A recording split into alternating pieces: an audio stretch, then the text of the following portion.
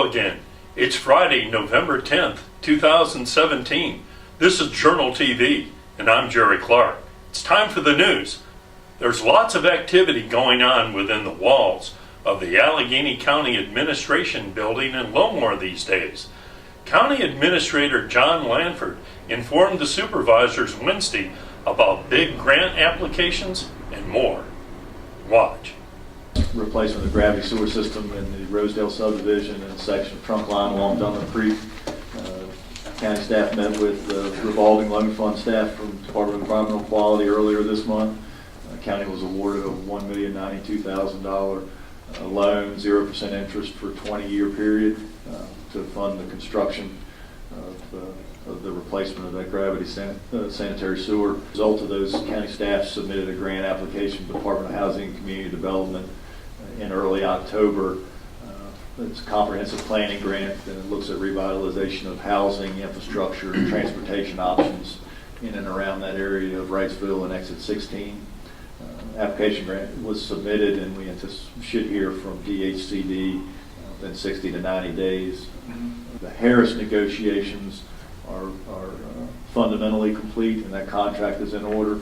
We're still working as a regional system and we're working to finalize details of the interlocal agreements between the Rockbridge Emergency Communications Board, City of Covington, and Alleghany County. We want to have those in place before we bring the final Harris contract to the board for consideration. We hope to have that for you in December. VDOT Representative Susan Hammond informed the Alleghany supervisors Wednesday that Exit 21 Lowmore project was on time and on budget, and she added that the Love site preparation team might begin work as soon as February of 2018. Listen. From what I gather, Love's is still planning on coming in and doing their site preparation in February, so you'll start seeing some construction there, but we've coordinated well between our project and their project to hopefully minimize the amount of impact that it has on traffic going through the interchange. And in Clifton Forge, the Houff Corporation's warehouse building is getting a huge and impressive roof structure. Neil Houff will give the area an update on his company's progress at the Clifton Forge Town Council meeting next Tuesday evening. And we'll be right back.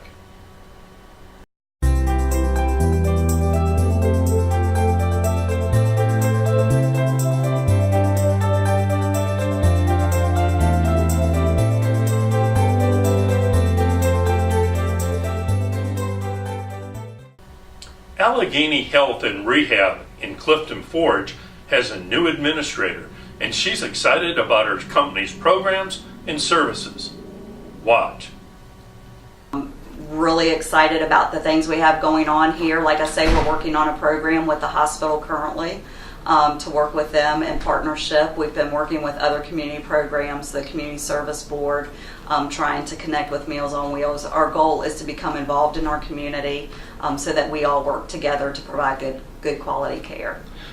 Covington High School has had a remarkably successful sports season, and many positive things are going on within the school system.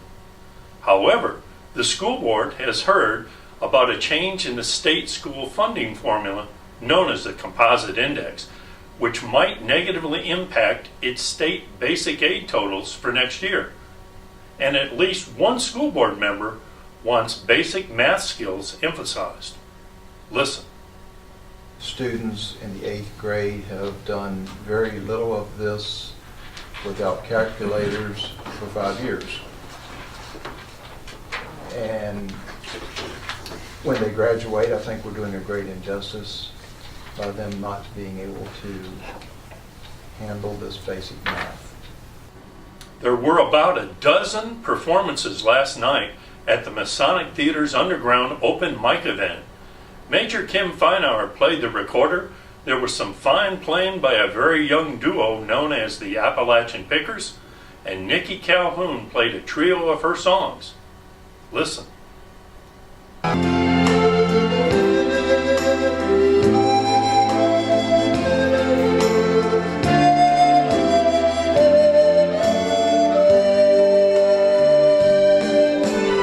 Fire on the mountain, lightning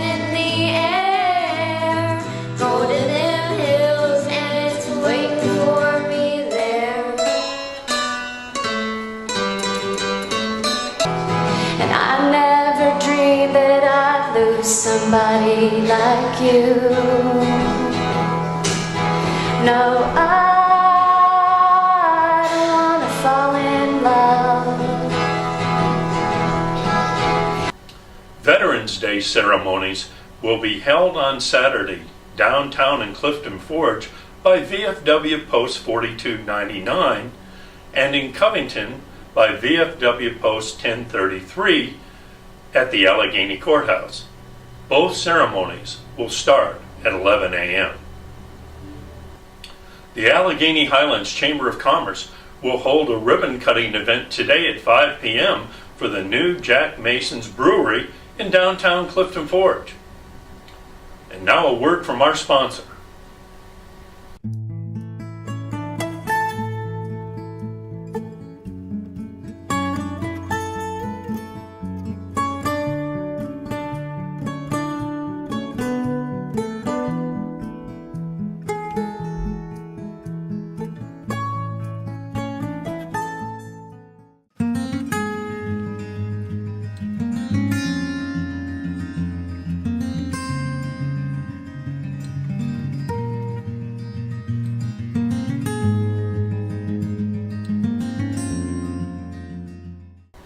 Let's take a look at some upcoming events.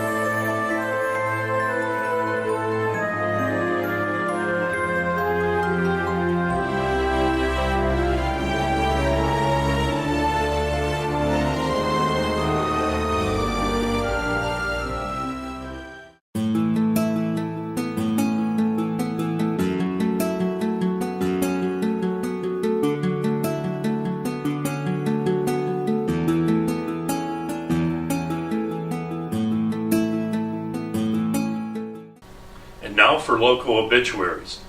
Lewis John of Lexington died November 6th. A memorial service is planned December 2nd at the Lee Chapel at W&L. Harriet Pleasant, 77 of Lexington, died on Wednesday. A memorial service is set Saturday at the Harrison Funeral Home. Helen Brackenridge, 98 of Lewisburg, died on Wednesday. Her funeral will be held November 11th at the Beaver Creek Baptist Church. Paul Kreiser Sr., 91 of Covington, died on Wednesday. His funeral will be held Monday at the Alleghany Memorial Park. Eris Kyle, 57 of Buena Vista, died on Tuesday. Her funeral was held earlier today at the Bowling Gross and Lots Funeral Chapel. Joseph Farrow, 95 of Lexington, died on Tuesday. His funeral was held Thursday at the Harrison Funeral Home. Bill Zimmerman, 74 of Covington, died on Monday. His funeral is scheduled November 18th at the Granbury Memorial United Methodist Church. Ralph Clark Jr., 80 of Millboro, died on Tuesday. Arrangements are incomplete as of this time. Let's take a look at the local weather forecast. On Saturday, it should be mostly sunny, high of 44 and a low about 26. On Sunday, partly cloudy, high of 51 and a low about 35. On Monday, mostly sunny, high of 53 and a low about 34. And that's the way it is on Friday, November 10th, 2017. More stories, photos, interviews, and other videos are available 24/7, 365 on AlleganyJournal.com, YouTube, and on our soaring Facebook page. Thanks very much for watching Journal TV.